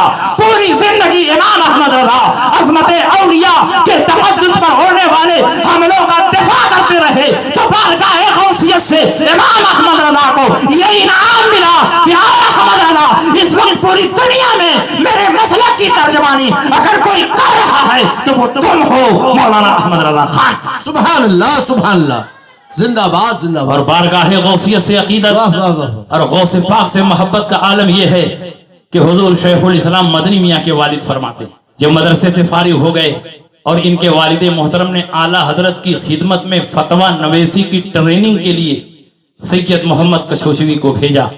بریلی شریف پہنچے محدث اعظم کچھوچوی. ایک دن اعلیٰ حضرت کے مہمان رہے، دوسرے دن اعلیٰ حضرت نے اپنی بارگاہ میں ان کو بلایا. ایک پلنگ پر اعلیٰ حضرت بیٹھے ہیں، اسی پلنگ پر سید محمد کچھوچوی بیٹھے ہوئے ہیں. اعلیٰ حضرت امام محمد رضا فتویٰ نویسی کی ٹریننگ کی ذمہ داری ان کو دینے جا رہے ہیں، لیکن اس سے پہلے اعلیٰ حضرت نے اپنی جیب خاص سے 11 روپیہ نکالا اور فرمایا کہ جاؤ اس کا تبرک لے کر آؤ. ایک مرید جاتے ہیں تبرک لے کر آتے ہیں، اسی چارپائی پر تبرک رکھ کر اعلیٰ حضرت امام احمد رضا غوث پاک کے نام سے فاتحہ پڑھتے ہیں اور پھر شیرنی اپنے ہاتھ سے اٹھاتے ہیں، محدث اعظم کچھوچوی کو عطا فرماتے ہیں، مولانا یہ کھا لیجئے. وہ کھا لیتے ہیں. باقی تبرک اعلیٰ حضرت مریدین کو دیتے ہیں کہ آپ لوگ آپس میں تقسیم کر کے کھا لیں. مریدین نے آپس میں تقسیم کر کے کھا لیا. محدث اعظم کا بیان ہے اچانک میں نے دیکھا کہ اعلیٰ حضرت امام احمد رضا پلنگ سے بڑی تیزی کے ساتھ اٹھے زمین پر کھڑے ہو گئے. میں سمجھا کہ شاید کوئی ضرورت پیش آ گئی ہے، حضور اپنے گھر کے اندر داخل ہونا چاہتے ہیں. لیکن پھر میں نے دیکھا اعلیٰ حضرت زمین پر بیٹھ گئے اور جیسے سجدے میں سر جھکایا جاتا ہے ویسے اعلیٰ حضرت امام احمد رضا بڑی تیزی سے سر جھکانے لگے. میں نے زمین پر غور سے دیکھا تو میں نے دیکھا تبرک کا ایک چھوٹا سا ذرہ زمین پر گرا ہوا ہے اور امام احمد رضا سر جھکا کر اپنی زبان مبارک आज से उसी तबर्रुक को उठाने की कोशिश कर रहे हैं। जिसके दिल में सरकार गौस पाक की अजमत का ये आलम हो कि सरकार गौस पाक के नाम पर फातिहा पढ़ दी जाए और वो तबर्रुक जमीन पर गिर जाए तो इमाम अहमद रजा इसको अपने हाथ से ना उठाए, अपनी ज़ुबान से उठाए। तो इमाम अहमद रजा के सामने अगर गौस पाक की अजमत पर हमला हो तो अहमद रजा कैसे बर्दाश्त कर सकते हैं, अहमद रजा कैसे गवारा कर सकते हैं। इसलिए जब जब सरकार गौस पाक की अजमत पर हमला हुआ तो सबसे पहले बरेली के ताजदार इमाम अहमद रजा खड़े हुए और वलियों की तर्जमानी और वलियों के दिफा का हक अदा किया। सुभान अल्लाह, जिंदाबाद जिंदाबाद। ये शान और शौकत जिसको हासिल होती है वो इमाम अहमद रजा होता है। और आला हजरत का घराना तो ऐसा है कि वली इब्ने वली इब्ने वली इब्ने वली। आला हजरत के दादा इमाम रजा अली खां वली, आला हजरत के वालिद अल्लामा नकी अली खां वली, आला हजरत के बेटे मुस्तफ़ा रजा खां वली, हुज्जतुल इस्लाम वली। और मुफ्ती आजम की गोद में एक बच्चा पल रहा था जो गुलाब के फूल की तरह खिला हुआ था, जिसकी खुशबू पूरी दुनिया में फैल रही थी, जिसको जमाना ने ताज शरिया के नाम से वो भी वली हैं। सिर्फ वली नहीं है, अपने जमाने के वलियों के सरदार। हुजूर मुफ्ती आजम हिंद की विलायत का ये आलम कि अगर हुजूर मुफ्ती आजम हिंद किसी के सामने आंखें बंद कर लें तो समझ जाओ कि उसका पूरा बातिन हुजूर मुफ्ती आजम हिंद के सामने जाहिर हो गया। हुजूर मुफ्ती आजम हिंद का एक वाकया सुनाओ। हुजूर मुफ्ती आजम हिंद अपने मुरीदीन को लेकर हजरत निजामुद्दीन औलिया के दरबार में फातिहा पढ़ने के लिए जा रहे हैं। और हजरत निजामुद्दीन औलिया के दरबार से पहले तबलीगी जमात का सेंटर, तबलीगी जमात का मरकज है। बहुत लंबी चौड़ी बिल्डिंग बनी है, छोटे छोटे कमरे हैं और मुर्गी फार्म की तरह नीचे से ऊपर तक भरे रहते हैं। एक जमात निकलती नहीं कि दूसरी जमात चली जाती है, एक दूसरे पर चढ़े रहते हैं। हुजूर मुफ्ती आजम हिंद जा रहे हैं, ऊपर से 3 तबलीगी जमात के अमीर देख रहे हैं ये कौन बुजुर्ग है, सर पर अमामा है, हाथ में असा है, मुरीदीन के झुरमुट में चले जा रहे हैं, चेहरे से नूर की शुआएं, वकार फूट रहा है। अब उनके बदन में खुजली होने लगी, चलें जरा छेड़छाड़ किया जाए ये कौन है। हुजूर मुफ्ती आजम हिंद सीधे हजरत निजामुद्दीन औलिया के दरबार में पहुंचे, फातिहा पढ़ने लगे। फातिहा पढ़ के फारिग हुए, ये तीनों अमीर वहां पहुंच गए। छेड़छाड़ का इरादा है, हुजूर मुफ्ती आजम हिंद को तंग करने का इरादा है। एक अमीर वो था जिसने एक यतीम का नाहक माल गसब कर लिया था। एक अमीर वो था जिसने अपनी बीवी की मोहब्बत में अपनी मां को धक्के दे दिया और वो बेचारी गिर गई और सख्त जख्मी हो गई। और तीसरा अमीर वो था जिसने अपनी नौकरानी से मुंह काला किया। हुजूर मुफ्ती आजम हिंद की खिदमत में तीनों अमीर पहुंचे। कहा हजरत क्या नाम है? कहा मेरा नाम मुस्तफा रजा है। कहा आप कहाँ के रहने वाले? कहा बरेली शरीफ है। कहा आपके वालिद का नाम क्या है? कहा मेरे वालिद का नाम मौलाना अहमद रजा खां। कहा अच्छा मौलाना अहमद रजा खां साहब के बेटे हैं? कहा हाँ अल्हम्दुलिल्लाह उन्हीं का बेटा हूं। कहा तब तो आपका अकीदा होगा कि नबी गैब जानते हैं। कहा बेशक हमारा अकीदा है, नबी गैब जानते हैं।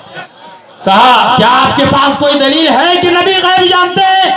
मुफ्ती आज़म हिंद ने फरमाया कुरान और हदीस की बेशुमार दलीलें मौजूद हैं। हमारे उलमा ने इस मौजू पर बहुत सारी किताबें लिखी है, एक दो नहीं बेशुमार दलाइल है। कहा आप अपनी दलीलें पेश करें।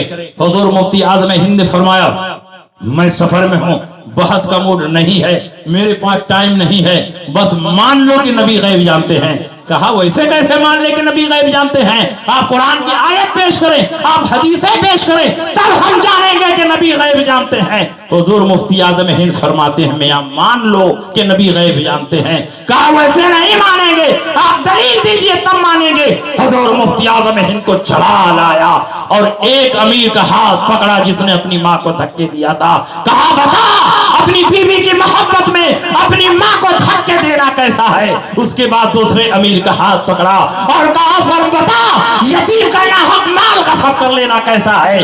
उसके बाद तीसरे अमीर का हाथ पकड़ा और कहा बता अपनी नौकरानी के साथ मुंह काला करना कैसा है? घर की चार दीवारी में जो वाकया पेश आया था हुजूर मुफ्ती आज़म हिंद ने इनके सामने बयान फरमा दिया। इनके चेहरे का जोग्राफिया बदल गया, चेहरे पर हवाइयां उड़ने लगी। तीनों के तीनों तबलीगी जमात के अमीर हुजूर मुफ्ती आज़म हिंद के कदमों पर गिर गए। कहा हुजूर अब हमें किसी दलील की जरूरत नहीं है, हम मान गए नबी गैब जानते हैं। जब बरेली के मुस्तफा के इल्म का ये आलम है तो मदीने के मुस्तफा के इल्म का क्या है? नारे तकबीर, نعرے رسالت، عرس حضور حافظ ملت، مسلک اعلی حضرت فیضان حضور مفتی اعظم خلیفہ حضور تاج الشریعہ مناظر اہل سنت حضرت علامہ مفتی شمشاد احمد صاحب قبلہ۔ ان کی عادت ہے کہ یہ اب دیکھتے ہیں کہ سنی عالم تنہا ہے، اکیلا ہے، چھیڑ چھاڑ کرنے لگتے۔ یہ نہیں جانتے ہیں کہ سنیوں کا ایک ایک عالم ان کی پوری جماعت پر بھاری ہے، سبحان اللہ، اور اسی جماعت کے ایک شیر کا نام حضور شیر بے شے اہل سنت ہے۔ سبحان اللہ، جماعت اہل سنت کے اپنے دور کے سب سے بڑے مناظر کا نام حضور شیر بے شے اہل سنت ہے۔ ایک مرتبہ حضور شیر بے شے اہل سنت علامہ حشمت علی خان علیہ رحمت و رضوان اجمیر مقدس حاضر ہوئے۔ عرس سے حاضری کے بعد آپ اجمیر شریف کے پلیٹ فارم نمبر 1 پر موجود تھے، اکیلے تھے، اور پلیٹ فارم نمبر 2 پر بہت سے تبلیغی جماعت والے جھولا جھکڑ لوٹا تھریا بدنا لے کر کھڑے تھے۔ اب انہوں نے دیکھا کہ یہ تو مولانا حشمت علی لگ رہے ہیں، یہ تو اکیلے ہیں، چلو چلو چلو چلو آؤ۔ آئے سب پلیٹ فارم نمبر 2 سے پلیٹ فارم نمبر 1 پر آ گئے۔ کہا حضرت آپ کا نام کیا ہے، آپ کا مکان کہاں ہے، اور آپ کا کام کیا ہے؟ تو کہا میرا نام، فرمایا حشمت علی میرا نام ہے، پیلی بھیت میرا مکان ہے، سبحان اللہ، اور وہابیوں کو جہنم میں پہنچانا میرا کام ہے۔ واہ، کہا حضرت آپ تو بہت جلالی لگ رہے ہیں، کہاں سے آ رہے ہیں؟ کہا خواجہ صاحب کے روزے پر حاضری دینے گئے تو وہیں سے آ رہے ہیں۔ کہا ہم نے سنا ہے کہ وہاں کوئی جنتی دروازہ بھی ہے۔ کہا الحمدللہ جنتی دروازہ ہے۔ تو کہا آپ جنتی دروازے سے ہو کر کے آئے ہوں گے؟ کہا الحمدللہ جنتی دروازے سے ہو کر کے آئے۔ تو کہا تب تو آپ جنتی ہو گئے ہوں گے؟ کہا بے شک ہم جنتی ہیں۔ تو کہا رسول پاک نے فرمایا ہے کہ جو جنتی ہوگا اس کے بدن سے جنت کی خوشبو آئے گی، ذرا سونگھا جائے جنت کی خوشبو آ رہی ہے کہ نہیں؟ تو ایک تبلیغی یہ ہاتھ اٹھا کے سونگ رہا ہے، ایک یہ ہاتھ اٹھا کے سونگ رہا ہے، کوئی چہرہ سونگ رہا ہے، کوئی دامن اٹھا کے سونگ رہا ہے، کہیں سے خوشبو نہیں آ رہی۔ آپ جنتی نہیں ہیں، چاروں طرف ہم لوگوں نے سونگ کر کے دیکھ لیا، کہیں سے خوشبو نہیں آ رہی ہے۔ رسول پاک نے فرمایا ہے جو جنتی ہوگا اس کے بدن سے جنت کی خوشبو آئے گی۔ علامہ حشمت علی خان شیر پور اعلیٰ حضرت کے مظہر حضور شیر بے شے اہل سنت نے فرمایا مردود صرف ایک ہی حدیث سنا ہے، رسول پاک نے دوسری حدیث میں یہ بھی فرمایا ہے کہ جو جہنمی ہوگا اس پر جنت کی خوشبو حرام ہوگی۔ تم لوگ جہنمی ہو، تم پر جنت کی خوشبو حرام ہے، جب جنت کی خوشبو حرام ہے تو تم کو جنت کی خوشبو آئے گی۔ واہ واہ، اور یہ جنتی دروازہ کوئی آج کا نہیں ہے، بلکہ حضرت خواجہ معین الدین چشتی اجمیری کے مرید اور خلیفہ ہیں حضرت قطب الدین بختیار کاکی، ان کے مرید اور خلیفہ ہیں حضرت بابا فرید الدین گنج شکر۔ کل اعلیٰ حضرت کی ایک کتاب پڑھ رہا تھا حیات اعلیٰ حضرت، تو گنج شکر کی وجہ تسمیہ مل گئی۔ سبحان اللہ، ایک غیر مقلد مولوی ہے بڑا پھکڑ باز جرجی، کئی جگہ اپنی تقریر میں کہا کہ وہ تو چینی چور تھے، اسی لیے ان کو گنج شکر کہا جائے۔ بزرگوں کی شان میں گستاخی کرتے کرتے اس نتیجے پر پہنچا کہ آسا رام کے ساتھ اس کو بھی جیل میں بند کر دیا گیا۔ جی اعلیٰ حضرت فرماتے ہیں کہ حضرت نظام الدین اولیاء پر کئی دن کے فاقے گزر گئے، نفس کہہ رہا ہے کھاؤ، اور حضرت نظام الدین اولیاء کی روح کہتی ہے کہ بھوکے رہو۔ نفس کہتا ہے کھاؤ، حضرت نظام الدین اولیاء کی روح کہتی ہے بھوکے رہو۔ نفس اور روح کی لڑائی ہو رہی ہے۔ حضرت نظام الدین اولیاء نے صرف نفس کو تسلی دینے کے لیے کہ اس نفس کا بھی میرے اوپر حق ہے، کچھ کنکر اٹھائے اور منہ میں ڈال لیے تاکہ اس نفس کو کچھ تسلی حاصل ہو جائے، لیکن جو کنکر آپ نے منہ میں ڈالے اللہ رب العزت نے اس کو شکر بنا دیا۔ ساری کی ساری کنکریاں شکر بن گئی اور آپ کے منہ میں گھل گئی، اور حضرت نظام الدین اولیاء جیسے شکر کھائی جاتی ہے ویسے ہی تمام کنکریوں کو کھا لیتے ہیں۔ اسی دن سے آپ کا لقب گنج شکر ہو گیا۔ اور یہ محدود کہتا ہے مردود، مر گیا مردود نہ فاتحہ نہ درود، کہتا ہے کہ وہ تو چینی چور تھے اس لیے ان کو گنج شکر کہا جاتا ہے۔ حضرت نظام الدین اولیاء مرید اور خلیفہ ہیں حضرت فرید الدین گنج شکر کے۔ حضرت فرید الدین گنج شکر مرید اور خلیفہ ہیں قطب الدین بختیار کاکی کے، وہ مرید اور خلیفہ ہیں حضرت خواجہ معین الدین چشتی اجمیری کے۔ حضرت نظام الدین اولیاء ایک دن خواجہ معین الدین چشتی اجمیری کے دربار میں بیٹھ کر فاتحہ پڑھ رہے تھے۔ اور فاتحہ سے جب فارغ ہوئے تو وظیفے میں مصروف ہو گئے. اچانک آنکھ بند ہوئی، نصیبہ بیدار ہوا. دیکھتے ہیں کہ روضہ مقدس میں زبردست نور ہی نور ہے، نور و نلا نور ہے.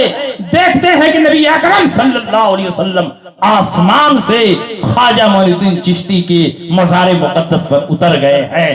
آپ کے ایک ہاتھ میں امام حسن کا ہاتھ ہے اور دوسرے ہاتھ میں امام حسین کا ہاتھ ہے. اور اللہ کے نبی ارشاد فرماتے ہیں من مر من بابہ فقد امنا، جو اس دروازے سے ایک مرتبہ گزر جائے گا ہمیشہ ہمیشہ کے لیے اس پر جہنم کی آگ حرام ہو. اسی کے بعد سے اس دروازے کا نام کیا ہو گیا؟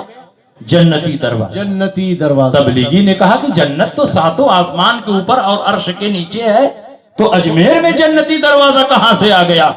حضرت علامہ حشمت علی نے فرمایا کہ جو پروردگار ماؤں کے قدموں کے نیچے جنت ڈال سکتا ہے، ان الجنت تحت اقدام الامہات، بے شک جنت ماؤں کے قدموں کے نیچے ہے. جو پروردگار جنت کو ماؤں کے قدموں کے نیچے ڈال سکتا ہے وہی پروردگار اجمیر میں جنت کا دروازہ بھی لگا سکتا ہے.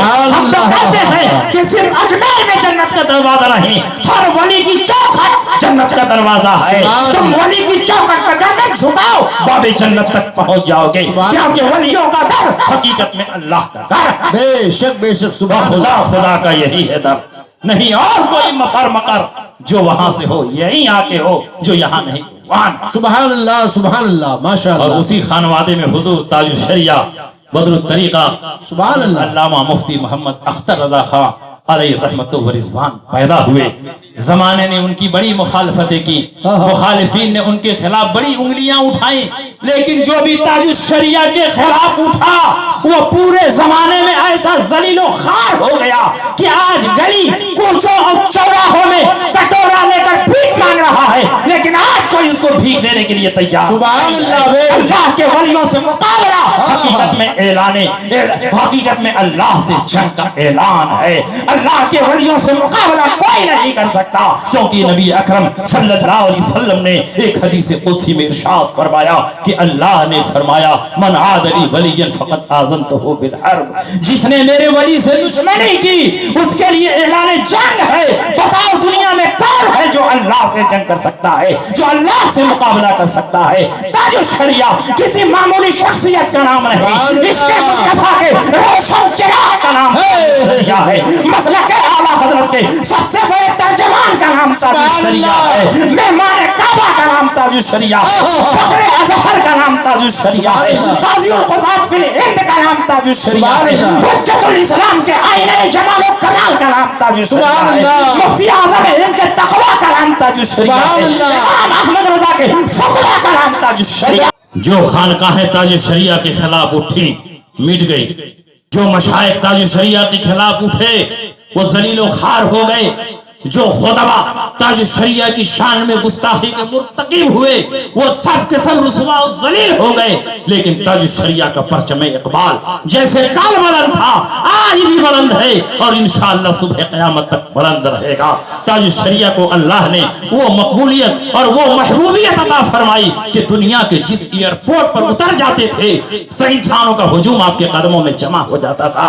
جس ویرانے میں قدم رکھتے تھے سنیت کی کھیتی لہلہانے لگتی تھی. جس پلیٹ فارم سے گزر جاتے تھے پورا پلیٹ فارم عاشقانے تاج الشریعہ سے بھر جاتا تھا. جس آبادی میں جاتے تھے تاج الشریعہ کو دیکھنے کے لیے پوری آبادی ٹوٹ پڑتی تھی. جس اسٹیج پر تشریف فرما ہوتے تھے تاج الشریعہ کی حیثیت آفتاب و مہتاب کی حیثیت کی طرح ہوتی تھی جو ستاروں کے درمیان ہوتی ہے.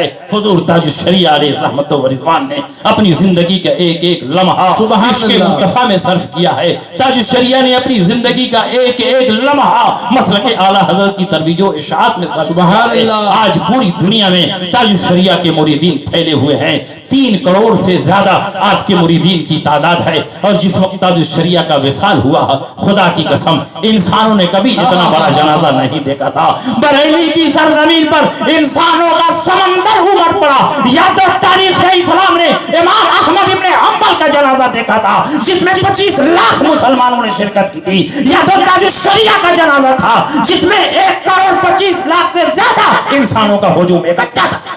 انسانوں کے علاوہ فرشتے کتنے تھے، رجال الغیب کتنے تھے، اور ایسی مخلوق جن کو ہم نہیں دیکھ سکتے وہ سب کتنی بڑی تعداد میں تھے۔ نبی تو یہ فرماتے ہیں 40 مسلمان جس کی نماز جنازہ پڑھتے ہیں اس کی مغفرت ہو جاتی ہے۔ یہاں تو 40 نہیں، 40 لاکھ نہیں، 1 کروڑ سے زیادہ لوگ تاج الشریعہ کی نماز جنازہ پڑھ رہے ہیں۔ میرا ایمان بول رہا ہے کہ تاج الشریعہ بخشے ہوئے ہیں، اور ایسے بخشے ہوئے ہیں کہ جس نے تاج الشریعہ کی نماز جنازہ میں شرکت کی اسی کے صدقے میں اللہ نے تمام نماز جنازہ پڑھنے والوں کو بخشا۔ اور تاج الشریعہ کی ولایت و کرامت اتنی زیادہ ہے،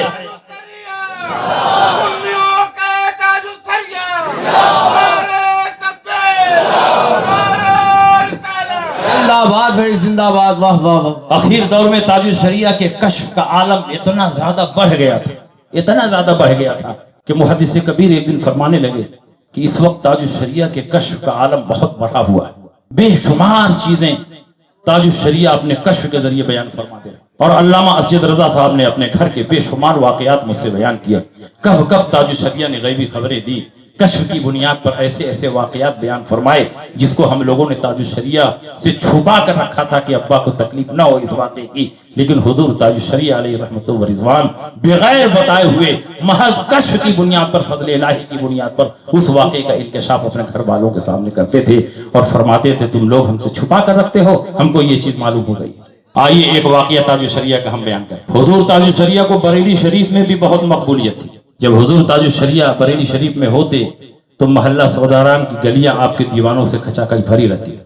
بریلی میں بہت پیر ہیں لیکن تاج الشریعہ اگر نہیں ہوتے تو سناٹا آپ کی گلی میں، اور رات کے 12 بجے تاج الشریعہ آ جائے تو پوری گلی کھچا کھچ بھر۔ اللہ کے بندوں میں کون اعلان کرتا تھا کہ تاج الشریعہ بریلی میں آ چکے؟ پروردگار عالم اپنے فرشتوں سے اعلان کرتا ہے کہ بندوں میں اعلان کر دو کہ میں اس بندے سے محبت کرتا ہوں، تم لوگ بھی محبت کرو۔ آسمان والوں میں اعلان کر دو کہ میں اس بندے سے محبت کرتا ہوں، اے آسمان والوں تم بھی اعلان کرو۔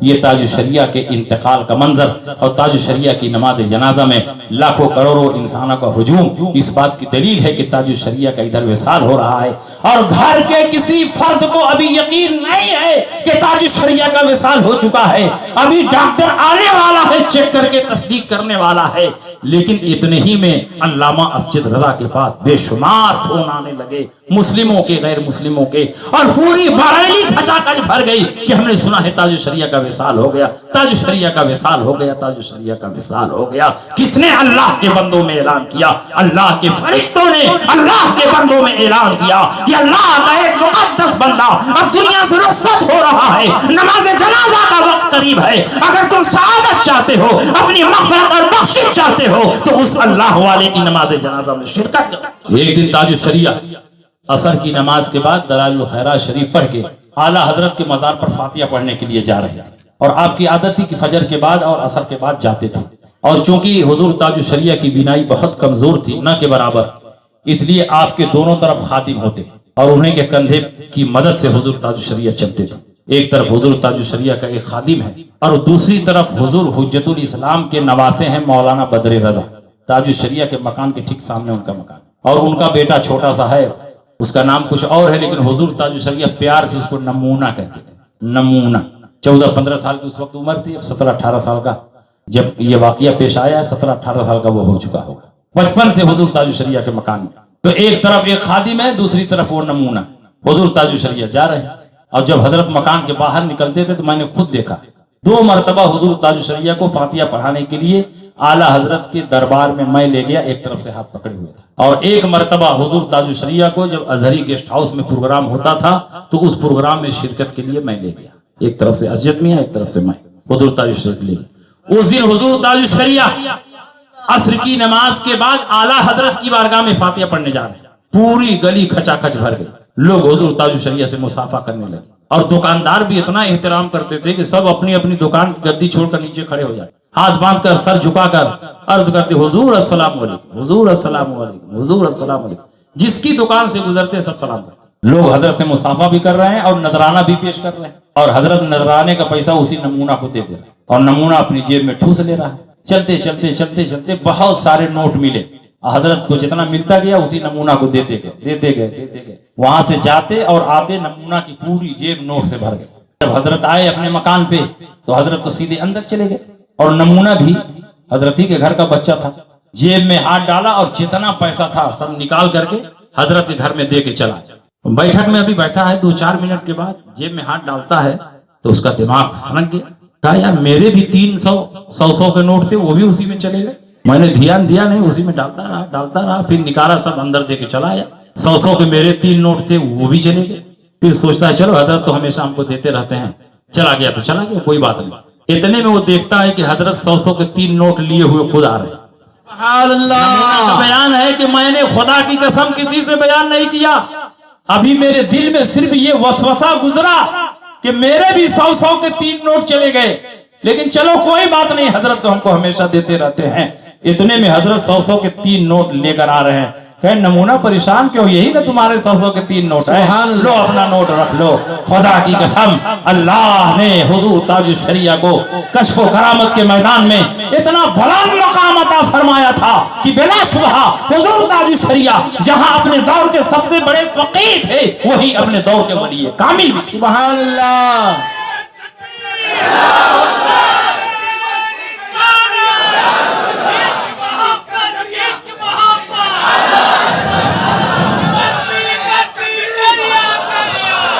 زندہ باد زندہ باد۔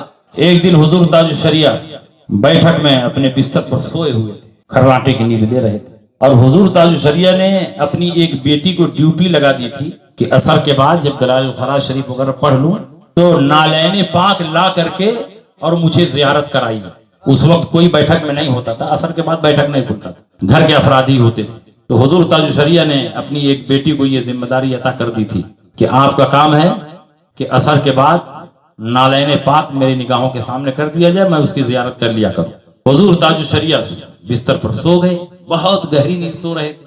آپ کی بیٹی فرماتی ہیں کہ مجھ کو کہیں جانا تھا، میں نے سوچا کہ ابا کے اٹھنے کا میں انتظار کروں تو وہاں جانا ہے، وہ کام رک جائے گا۔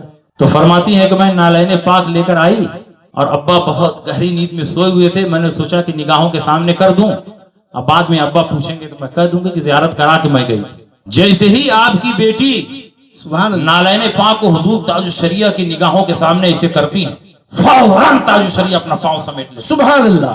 اللہ اکبر اللہ اکبر، اور فوراً اٹھ کر بیٹھ جاتے۔ گہری نیند سو رہے تھے، کسی نے بتایا نہیں، کسی نے جگایا نہیں، لیکن تائید غیبی حضور تاج الشریعہ کو حاصل ہے۔